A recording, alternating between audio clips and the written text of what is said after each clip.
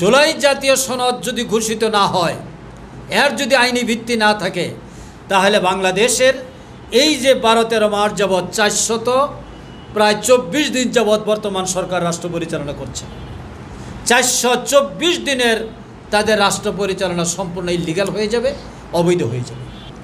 বাংলাদেশের 54 বছরের নির্বাচন পর্যালোচনা করে দেখা যাচ্ছে 12টি জাতীয় সংসদ নির্বাচনের একটি নির্বাচনও সুষ্ঠু হয় নাই, মাঝখানের 3টি বাদ দিই, 91, 96, 2001।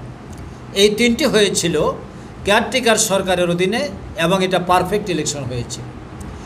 এই পারফেক্ট নির্বাচনও প্রশ্নবিদ্ধ করা হয়েছে, যারা হেরে গেছেন তারা। আমাদের রাজনীতিবিদগণ কথা বলেন ক্ষমতায় যাওয়ার রাস্তা কোনটা সহজ সেটাকে সামনে রেখে, আর জামাত কথা বলে কোনটি করলে জনগণের মঙ্গল হবে, কল্যাণ হবে, স্থায়ী ইনস্টিটিউশন হিসেবে প্রতিষ্ঠিত হবে, জাতি সুবল পাবে, সেই দৃষ্টিভঙ্গিকে সামনে রেখে এই 5 দফা যদি বাস্তবায়ন না হয়, তাহলে বাংলাদেশে আবার স্বৈরাচারের পুনরুত্থান হবে, স্বৈরাচারী ব্যবস্থার দিকে বাংলাদেশ ফিরে যাবে। এত কষ্টে অর্জিত বাংলাদেশের যে অবস্থা আমরা তৈরি করেছি, দেশের যুব সমাজ তৈরি করেছে, এর উপরে একটু কথা বলবো। সেটা হচ্ছে জুলাই জাতীয় সনদের ভিত্তিতে আগামী ফেব্রুয়ারিতে নির্বাচনের আয়োজন করা হবে।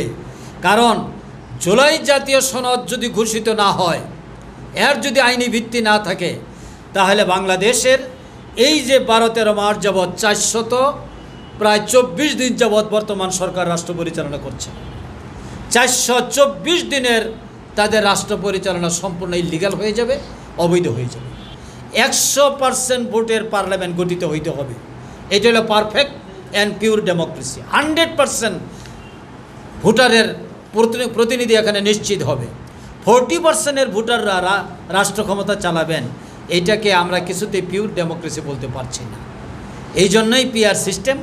এই সিস্টেমে আমরা আগামী নির্বাচন চাচ্ছি। আর এই নির্বাচন যদি হয়, 1 নম্বর কালোবাজারি বন্ধ হবে, কালো টাকার ব্যবহার বন্ধ হবে, মাস্তানি বন্ধ হবে এবং কেন্দ্র দখল বন্ধ হবে, আর ভোট বাণিজ্যও বন্ধ হবে। না হয়ে ঘোষিত ফেব্রুয়ারি মাসের মধ্যেই নির্বাচন নিশ্চিত করতে হবে।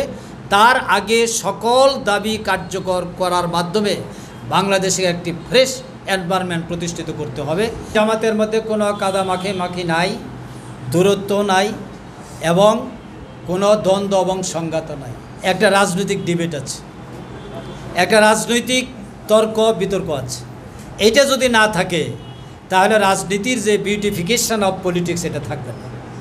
দেখেন, বাংলাদেশের জনগণ ডিসাইড করবে কারা রাষ্ট্র ক্ষমতায় যাবে, ভোটের মাধ্যমে হবে। এই ইদানিং কিছু কিছু বক্তব্য লিমিট ক্রস করছে।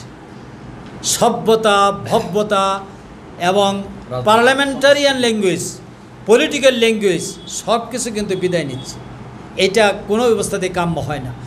সুতরাং আমাদের পার্শ্ববর্তী বন্ধুরা কিন্তু আমাদের একদম মুনাফেক বলা থেকে শুরু করে যা ইচ্ছা তাই বলে বেড়াচ্ছে। ওনারা বলতে পারেন, আমরা মনে করি এটা কাদা সরাসরি নয়, এটা হলো তাদের অযৌক্তিক যুক্তি। অযৌক্তিক যুক্তি কোনোদিনও মানুষ গ্রহণ করবে না।